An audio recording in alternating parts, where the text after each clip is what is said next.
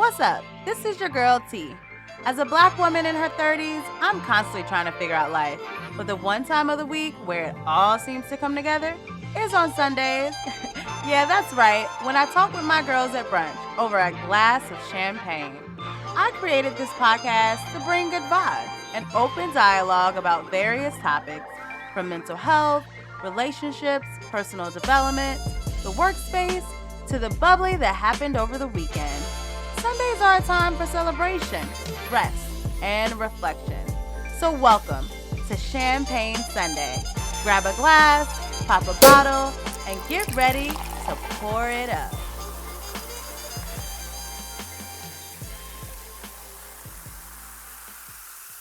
Champagne Sunday is pleased to provide you with social media content for your personal education and informational purposes. Reliance on any information provided by Champagne Sunday or by any person or professional appearing on this podcast is solely at your own risk. Hey, welcome back to Champagne Sunday. It's your girl T, and welcome back to another episode of Champagne Sunday. I am so glad to be here with you today. As you know, we record episodes sometimes a little earlier. It may not be Sunday, but if you're listening on a Sunday, I hope that you are resting, relaxing, rejuvenated, and that you are having a great Sunday, and that you have your libation and you are pouring it up, okay? I am back today. I am not drinking any alcohol today, but I have to say I made a great cocktail the other day. I made this pineapple dragon fruit lemonade, and I spiked it, and it was just so good. So it included all fresh juices aside from the dragon fruit. It was frozen dragon fruit, but you let the dragon fruit like marinate and soak into the lemonade and pineapple juices, and then it just all comes together. And the alcohol I put in limoncello, which gave it a good balance to the lemonade, and then I spiked it a little bit more with some white rum. It was amazing. And so even though I'm not sipping on a cocktail today, I do advise you to go to my Instagram page, go to whether you're going to Champagne Sunday podcast, are you going to Tanisha Vonne? Like, wait a minute, what is my Instagram handle name? Because you know what? Sometimes I think I changed my Instagram handle. Or if you go to I think it is Tanisha VM. If you go to Tanisha VM at Tanisha VM on Instagram, you will also be able to look at some different cocktails, or you can go to at Champagne Sunday Podcast and also look at different cocktails. So make sure you get inspired. And if you end up making a drink that you saw on either one of my pages, please feel free to tag me. Let me know that you made it. Tell me how it went. How did it go? But yeah.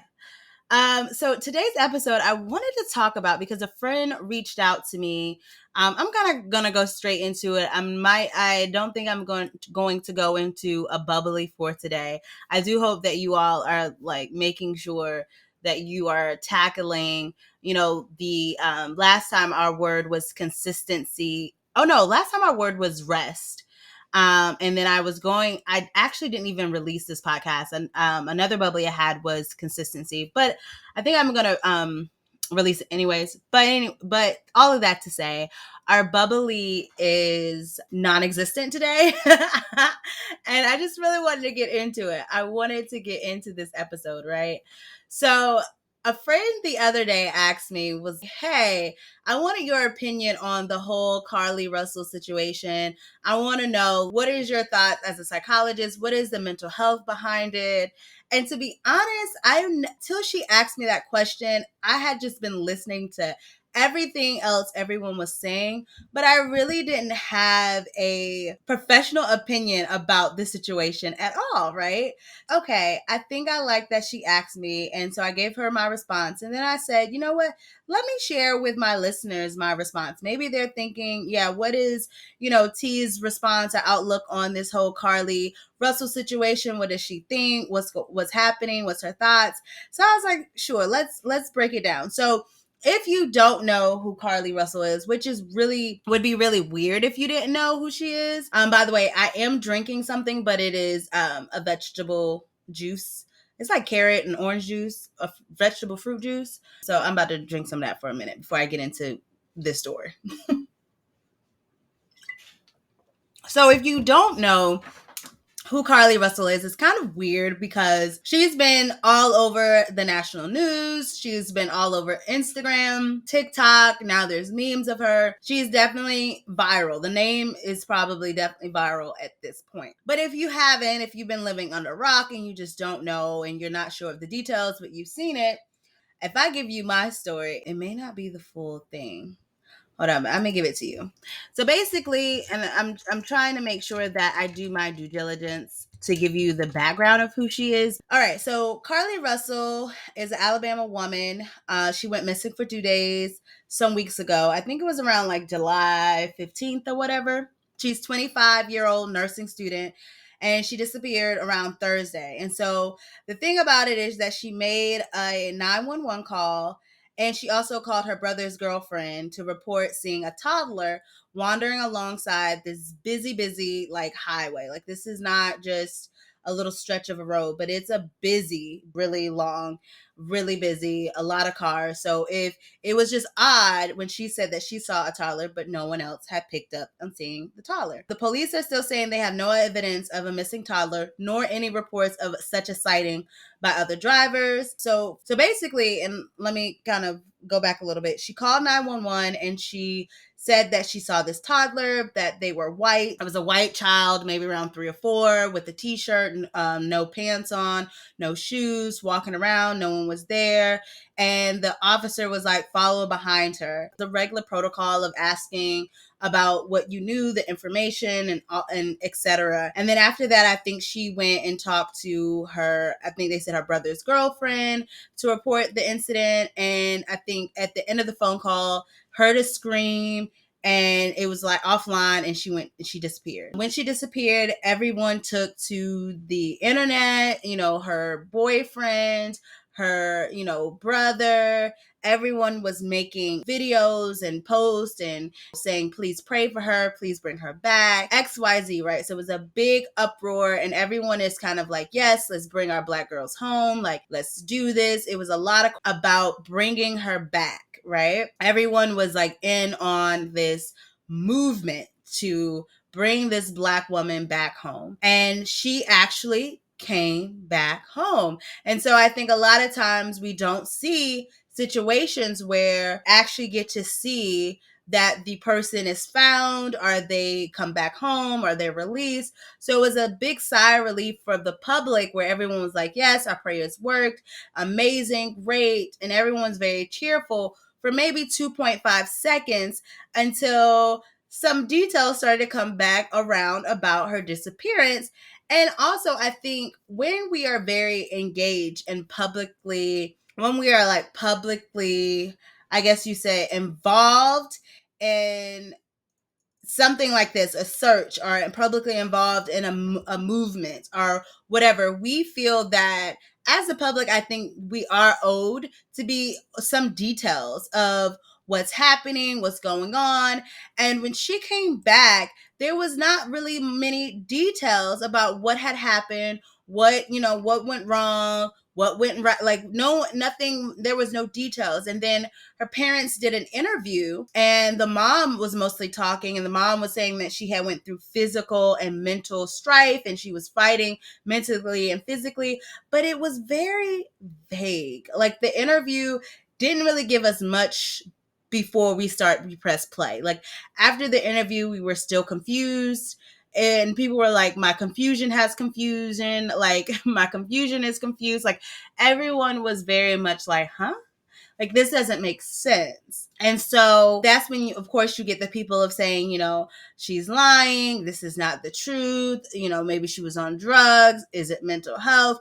People, because after a while, when you don't get answers, people start to develop their own truths, or they start to develop rumors, or what's happening, or they try to fill in the gaps on their own. And that's just kind of pretty much human nature, that we don't like, as humans do not, by design, do not like to be uncertain. We do not like to not know. And the funny thing about life is that typically 9 times out of 10, you do not know what is going to come or be about in the future. But we sometimes position ourselves to always want to know. And so when we don't have any evidence of what could be, we start to we falsify information, and we also start to try to predict or create stories and narratives to maybe fulfill our uncertainty. And so she came back home like 49 hours after her initial disappearance.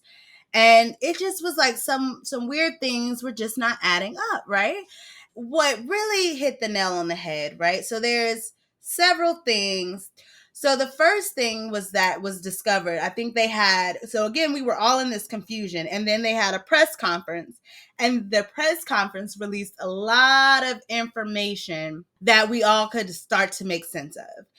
Before that, we didn't really have anything much except that she last was seen and there was a scream on the call. The call ended. She was taken supposedly or allegedly, and then her phone was left, her wig was left, and it was just her car with the hazards on. When we get to the press conference, we learned that there were some missing items.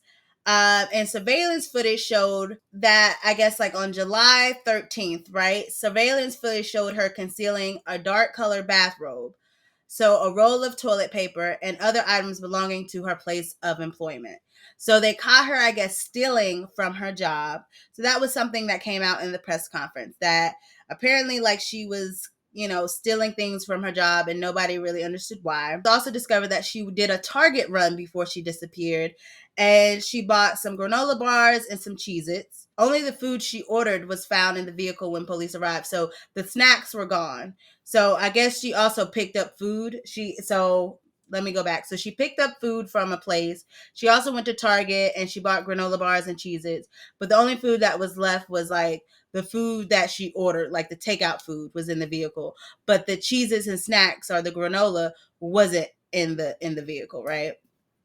And so, again, when it's stories like this, they're so sometimes inconceivable. It's like, well, maybe this Cheez-Its and granola was in her purse. That's not too far-fetched. I don't know. But we also found out at the press conference, right, that there was also, surveillance footage of her car on that busy highway, right? So we talked about that highway. And it said that for surveillance footage caught, Russell vehicle riding along the side. She was along the highway, right? But the only figure that appeared in the video was just her getting out of the car. There was no other footage of a child, a toddler, a person, or anything. It was only her getting out the car. And the surveillance video near Russell's home recorded her walking down the sidewalk alone prior to arriving to her house. And she appeared conscious. So it was said, even when her mom did the interview, that she just was out of it. Her mom couldn't, talk to her, couldn't even like physically touch her. Like the mom just called the hospital and the ambulance came and took her to the hospital. That was said in the interview that her parents gave. However, when the press conference came out and they gave more details, it was discovered that she actually wasn't unconscious. She was actually conscious, and she appeared conscious when she was walking back to the house. All right. So I'm just giving you the breakdown. So when we talk about the mental health and the psychology behind it, maybe it makes a little bit more sense. I don't know. There also was, again, we have the 911 call, the infamous 911 call where she said that there was a 3 to 4 year old baby or toddler, right? So in the call, she told the dispatcher she was driving on the highway and saw a kid walking by themselves right by the exit, right? That's what we said.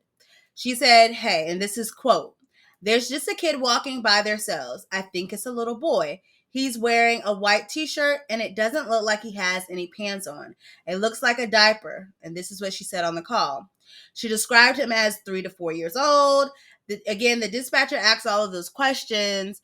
And during the call, Russell said she hadn't made any communication with the toddler, but agreed as requested to kind of continue to follow the kid and keep an eye on them. So it's also like, well, what happened of getting out of the car? Like, what made you get out of the car? So this is what I have not heard. And I'm going to repeat this here because I'm not saying I'm following it closely, but I've been hearing all of the updates in the case.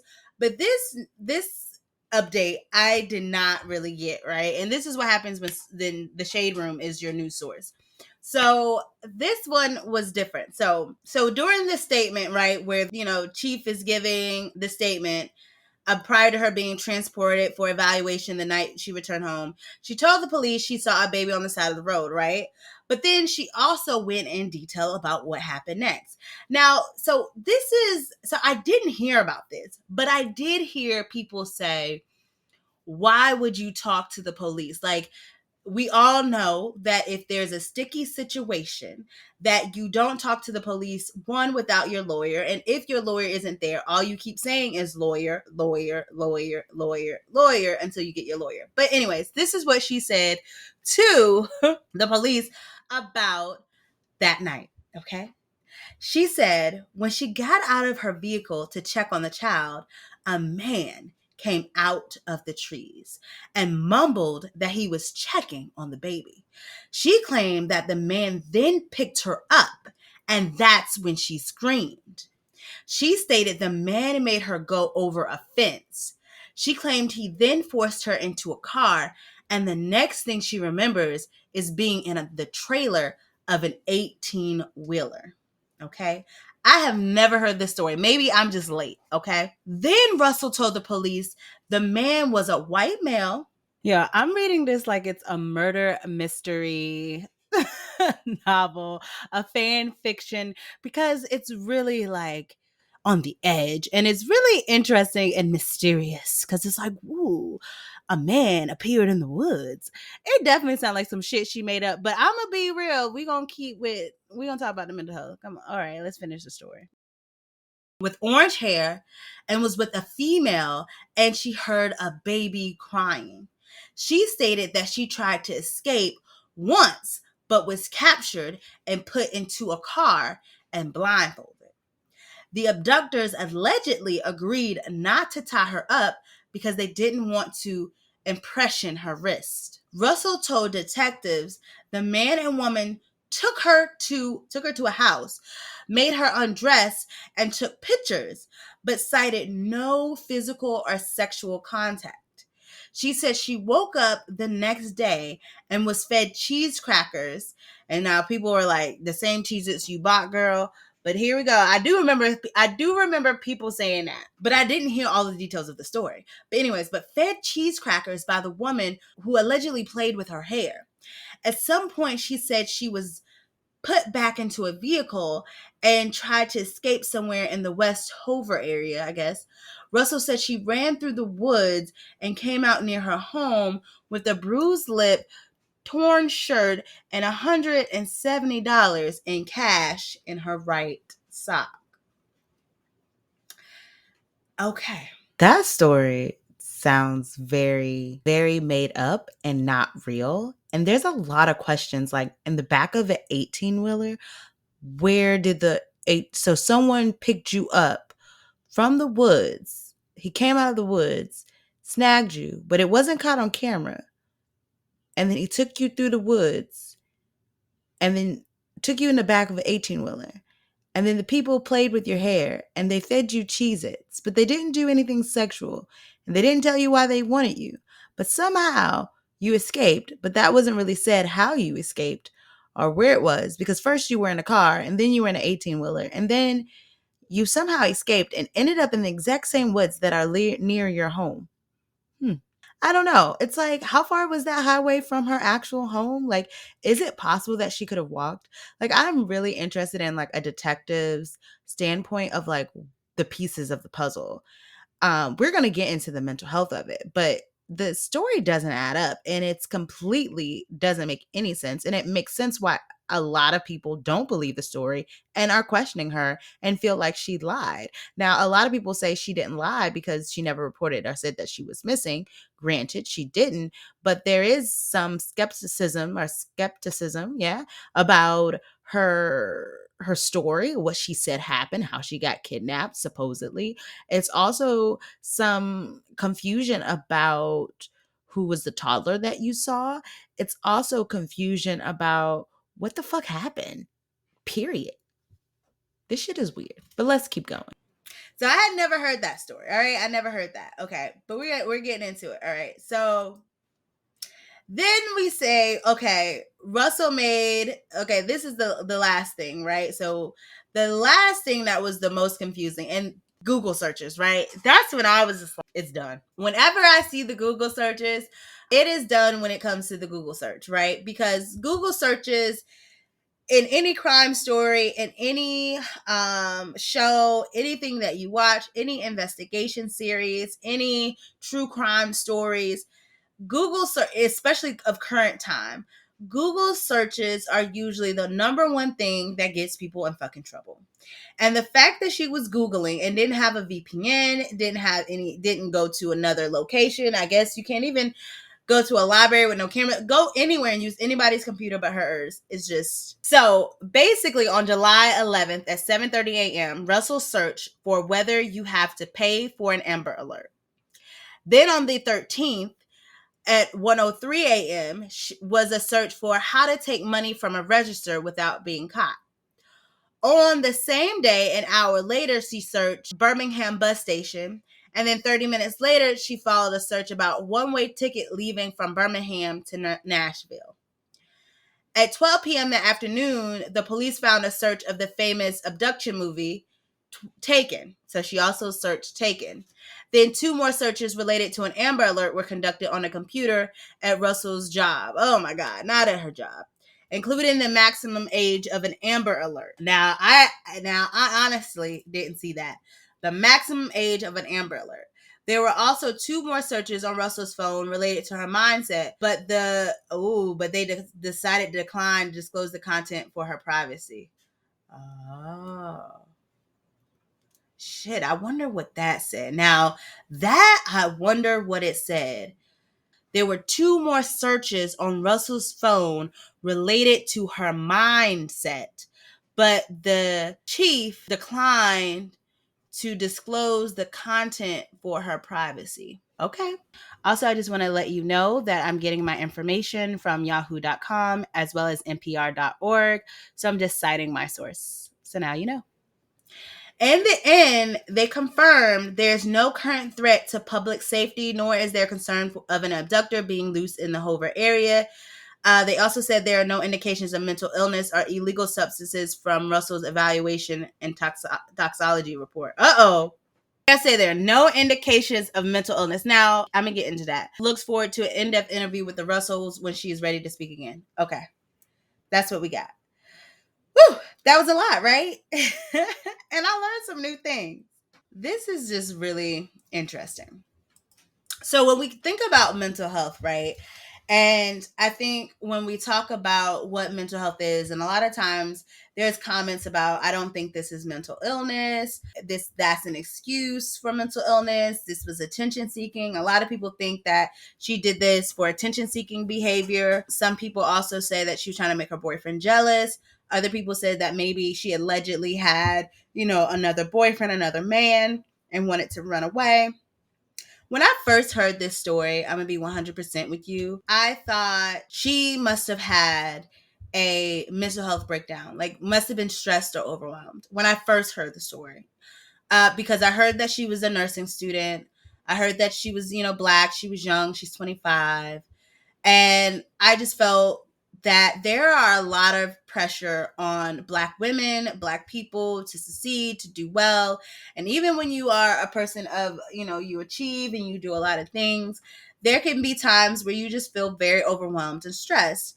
And I'll be honest, there have been times where I myself have felt like, okay, you know what? I'm very overwhelmed right now. I just kind of want to disappear. I want to get away and I just want to drop everything, run away, disappear, and just leave. And I've never done that and never really been maybe serious about that thought. But I think sometimes, and I think it goes the same with suicidal ideations. I don't think people realize, like, even the thought sometimes of like, I wish I wasn't here, or I'm tired. Sometimes I just wish that I wasn't here no more. Sometimes those thoughts are based more out of stress than they are out of, I'm really have a plan to kill myself.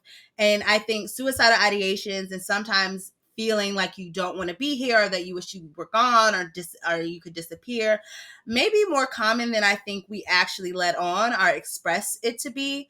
And I think sometimes we have these thoughts and we may feel guilty about it because, if I disappear, then who would take care of my kids, or if I disappear, what about my clients at work, or whatever responsibilities you have, or my family members, or what would they do? So, but it's okay, I think, to have those thoughts or those feelings. And so when I first saw this, I was like, yeah, I think she might have been very much stressed and overwhelmed, and was like, okay, I gotta leave, I gotta get out of here.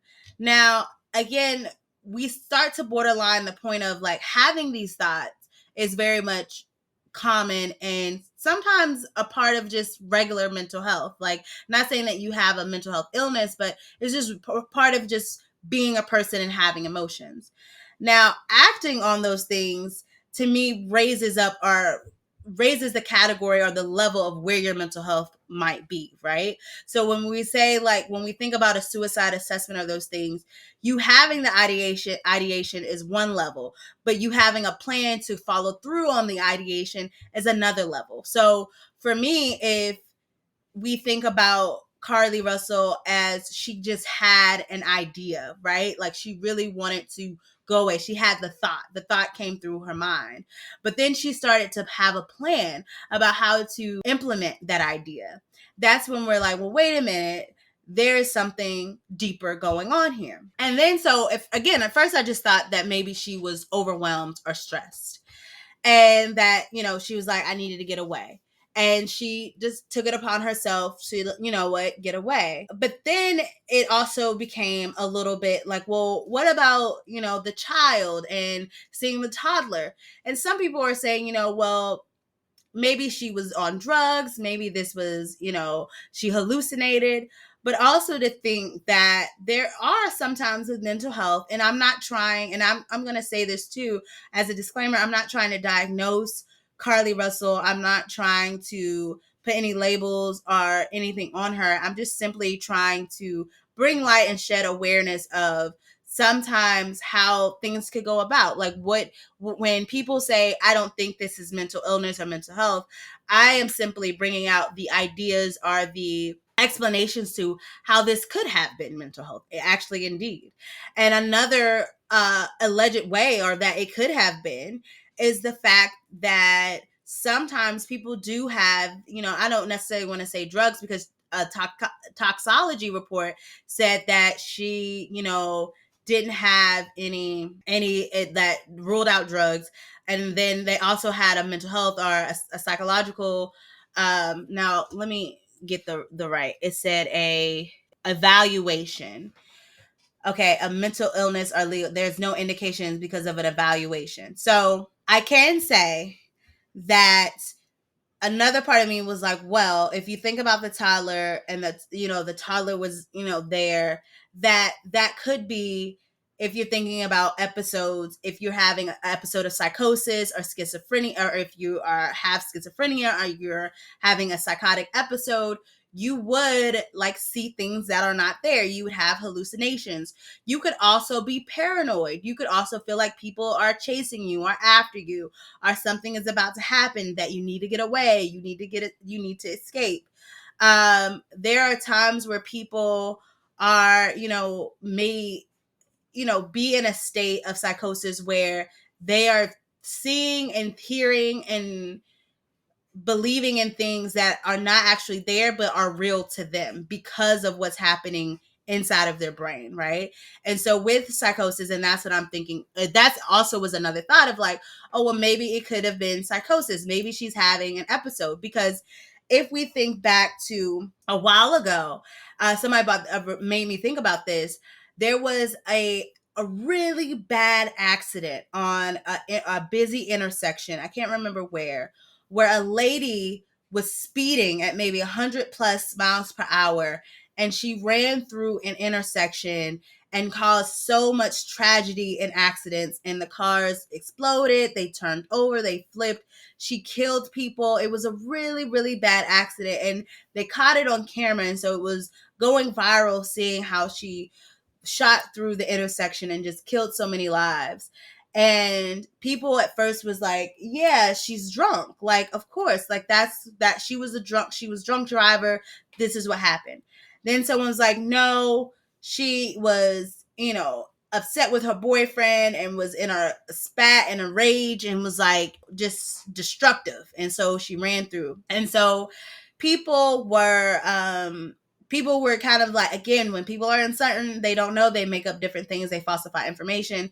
But a lot of that came back to be false, that she indeed wasn't drunk. There was nothing in her system at the time of the accident that they discovered. And they also was like, it wasn't her boyfriend, but what they ended up finding out, that it was actually mental health, and that her sister or some family member ended up making a foundation and telling her story. And she had a very thorough history of mental health illness, episodes. I can't remember what she was diagnosed with, but it was very much part of her story.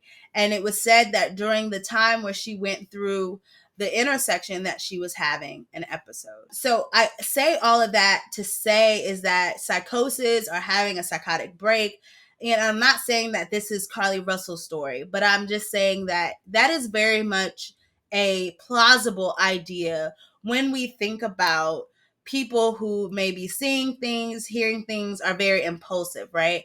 But we start to say that maybe this is not Carlee Russell's story because, one, I guess they did say that they did an evaluation and they didn't see mental illness to be a cause. I can say, as a doctor, also a psychologist who administers psychological evaluations, sometimes the hospital's psychological evaluations are not that thorough when it comes to those things. I don't know if they gave a full psychological examination with cognitive scores, interviews, sentence completion, looking at different things when it comes to thinking and way of thinking. I like to also think about giving like psychodynamic tests that looks at different personality factors, or looking at little things, again, like sentence completion, or like ink block tests, anything that can get more into like what she may be thinking, feeling. I don't know how thorough the evaluation was. Sometimes when you go to the hospital, they may give you something as much as a screener, like, and you might not be familiar with this, but like a PHQ and a GAD. And that basically looks at symptoms of depression and symptoms of anxiety. And that looks at like, are you feeling these things? And you could very well say no, no, no, no, no. But they're always deeper. And I think the thing that I always love about psychology is that sometimes on the surface, it can look very calm.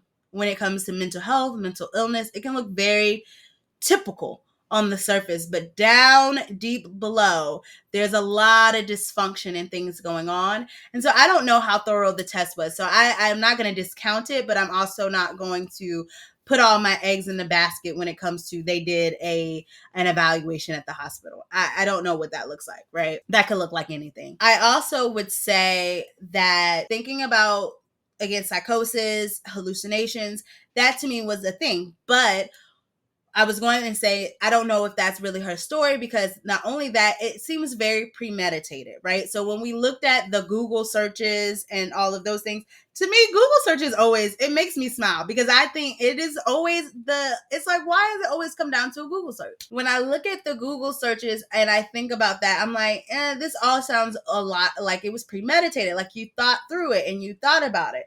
And usually to me, when it comes to psychosis, or when it comes to hallucinations and those things, it's usually more of an impulsive act than it can be like I was planning and thinking. The only time I would say that maybe these things seem thought through is when someone is paranoid or experiencing paranoia.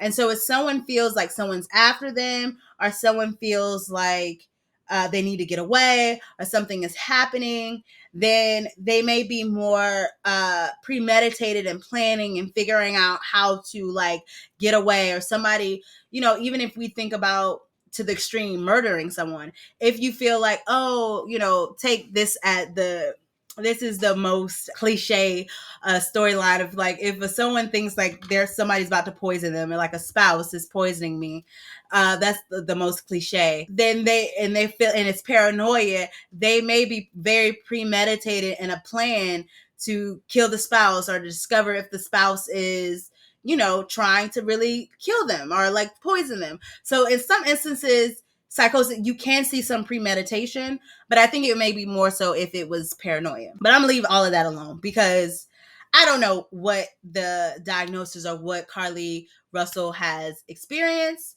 And I also want to say this is very ignorant, but I'm very full transparent on my podcast. For the life of me, in my head, every time I say Carlee Russell, I want to say Carly Red. I'm gonna just say that. Stop. Full pause. I just want to say it. I don't know why. So it's such an ignorant moment, but I really do want to say like Carly Red. I don't know why. But anyways, shout out to Love and Hip Hop. Back in the day when we used to watch it. Very distracting, very, very off target. But anyways, I would have to say, I say that I don't know what Carlee Russell's diagnosis is, what her mental health concerns are, but I did want to put that out there. Now, the next thing, right? So we talked about stress and overwhelm, right? We also talked about psychosis, right? Now, or schizophrenia, or what that might be, a psychotic break. And then now I want to talk to you about attention seeking, right? So a lot of people said, this is just attention seeking. This is just a high level of, of attention seeking. It's nothing, it's not mental illness. It's not a mental health concern. It's attention seeking. And I would have to say, if a person is engaging in excessive or maladaptive attention seeking, then that can indeed be related to one's mental health for sure. It can definitely be. When we think about attention seeking behavior, if we think about the function, like if the function is allegedly, because we don't know what the function of her behavior is at this point, but if the function of her behavior is allegedly attention seeking can definitely be related to one's mental health. When we think about feelings of jealousy, feelings of loneliness, feelings of low self-esteem, and even personality disorders, all can be connected to attention seeking. That can still be related to one's mental health. So when we say like, oh, you just do this for attention, there's levels to it, right? Like a lot of us seek attention. We seek belonging. We seek, I think it's innate. I'm sorry, innate, but innate. It is innate for humans to seek attention. But when it becomes excessive or maladaptive, meaning that it is starting to impair your functioning as an adult or as a child or as an adolescent, it becomes unhealthy, then that is when you have to look further into it. And it could be related to your mental health. So whether it was jealousy of her boyfriend, whether she was feeling lonely, whether she was feeling stressed, whether she was feeling feelings of sadness, whether it was low self-esteem, if you are seeking attention by doing something as much as staging your own abduction, that is very much seen as we need to go to therapy and talk about it. We need to figure out what's happening and why you felt the need to do that, and where you aren't being validated, and where you can start to pour into yourself and feel more validated, because that's not what we would say is neurotypical. That's not something is going on. That's not what we would say is, I don't want to use the word normal, but that's not healthy. That's not healthy. And so when we look at it even in that way, there's something going on with her. So for them to say, she's mentally sane, and so this is what I think is going to happen. And a lot of people want her to go to jail, and they're upset because they spent so much time. And a lot of people are like, this is going to ruin it for other Black missing women and girls who don't get as much national attention and headway. And we were really out in the trenches and trying and doing all these things and praying, and this just messes it up for the rest. I honestly don't think so. And personally, why I don't think so, there's one key why I don't think so. Carlee Russell's case, I think, propelled so far and gained so much national attention because it was attached to a white child. She said that she saw a white toddler from 3 to 4 years old. And I think that right there was like, wait, where is the toddler? Where is the child? We need to find her so we can find the child. We need to figure this out so we can know if this child is safe. And I think that is the prime reason why this got so much attention. Now, people can call me wrong, call me ignorant, say whatever. But I think that is the reason why. I think it wasn't just a girl missing story. It was some caveats to it. And I think one of them primarily being that Carlee Russell said that she saw a white child of the age of 3 to 4 walking by themselves down a busy highway. And I think for most people, especially in a place like Alabama, that is very Southern and is very much still rooted in a lot of racism, I think that that was a determining factor and an interesting factor, or maybe more of a motivating factor for a lot of people who probably would not have cared. I think it was. I don't see that not being a factor in that. And I do believe that regardless, because a lot of the push was Black people, Black Twitter, Black Instagram, whatever, pushing and sharing the story, I think we could do it again. I've always thought when it comes to Black people, when it comes to, and this is maybe going a little deep, but when it comes to racism, when it comes to our oppression, we can't really relieve ourselves from our oppression. Like, we do need white supremacists and white, supremacy to relent. And we need people to understand who we are as a people and to be able to give us that, to relieve that oppression, to relieve being oppressed. But when it comes to supporting our own, and whether it's building businesses, whether it's finding our Black girls, whether it's, helping our Black men who are highly incarcerated, whether it's whatever civil action or suit, when it comes to that, I have a lot of faith in Black people to be able to do whatever the fuck they want to do, excuse my language, when they come together and support each other.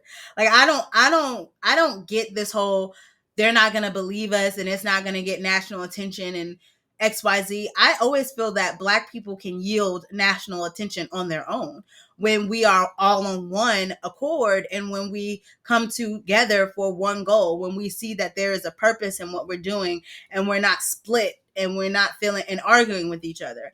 I think we can always gain national attention. Like, Black people are national. Like, how Candy is like, I'm worldwide. Like, we are the nation. Like, you know what I'm saying? Like, America is us. So, I mean, I feel like y'all talking about something, it's not going to, like, if we wanted to, we can rock it. Like, but I think a lot of times Black people don't be rocking it together, so it don't happen. But I feel like if we wanted to, yeah, like, the things that we can achieve, the things that we have achieved and accomplished as Black people, I don't think that's an issue. I don't think it's an issue about whether or not it return national coverage. I think the issue is more so of us coming together on issues and propelling forward. Now, I do grant, and saying that, I'm not saying, okay, so let me also say this. And saying that, I'm not ignoring the fact that when it comes to systems, right, and systemic racism, right? When it comes to systemic racism and systems, I'm not saying like that doesn't exist. Like, institutionalized racism does exist, and it is harder for cases and things that involve us to get seen.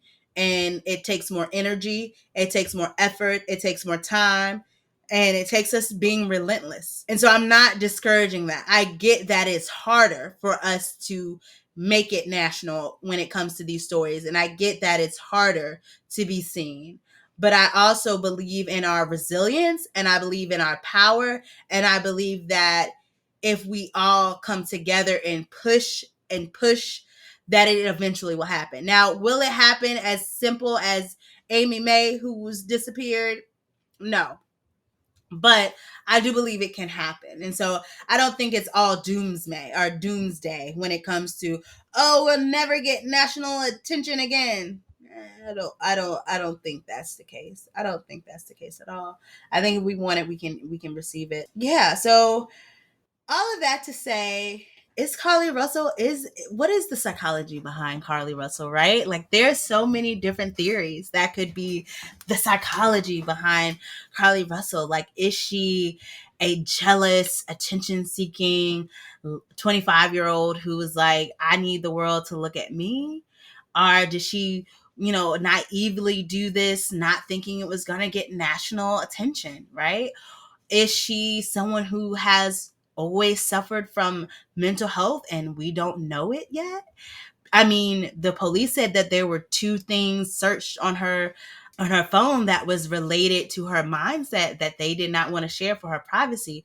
Was it related to something that would give us more insight on where her mind actually is or where it was at the time before her disappearance?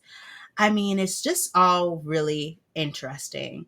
And also just thinking about hallucinations, making up stories. I've had parents come to me and say, my kid lies all the time and makes up these stories.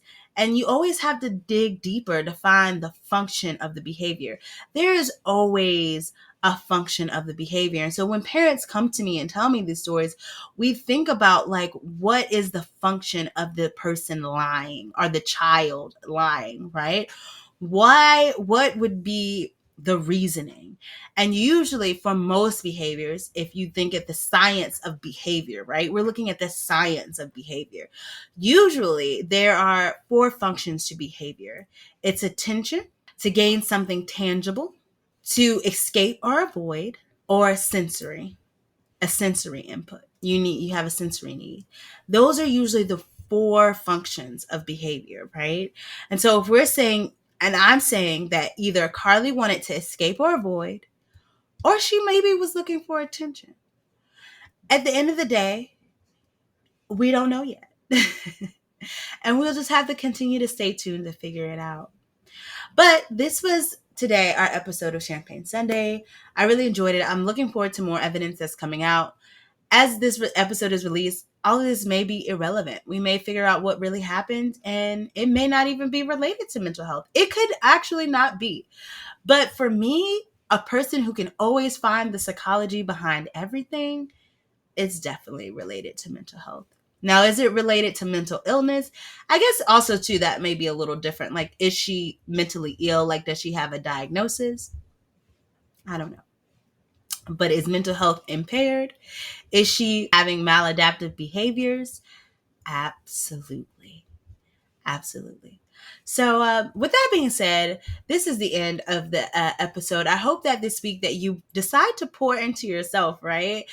You pour into yourself by, and I think, not getting so hooked and bogged down on the comments and things that you see on Instagram. This has been a long running story on Instagram, on social media, on TikTok, on Twitter, etc. And now we have newly Threads. Make sure that you take a break from social media, that you step away. And sometimes that you read other news sources, that you realize that some of the comments and things that you see on social media is geared towards your interests and your likes and your opinion. And so sometimes social media will feed into your opinions and your likes. So it's okay to step back and sometimes look at different sources of information. Look at other things. Look at CNN, look at NPR, look at other, reputable news sources other than the Shade Room. It's nothing wrong with looking at the Shade Room, but also step back and make sure that you're pouring into yourself and you're giving yourself a break from social media. And that's how I would encourage you all to pour into yourselves this week. I also ask that you continue to go onto my social media platforms, like, comment, and share. I also ask that if you make any cocktails that you see, to please post them and to also comment and tag me in those things. And as that is said, we need a slogan. I want to be able to end these podcasts and be like, as I always say, or as I always da-da-da-da. But I don't know. I have to figure out one. But all of that being said, I always like saying that. With all that being said, I will see you next Sunday. Peace, love, and chicken grease. Bye.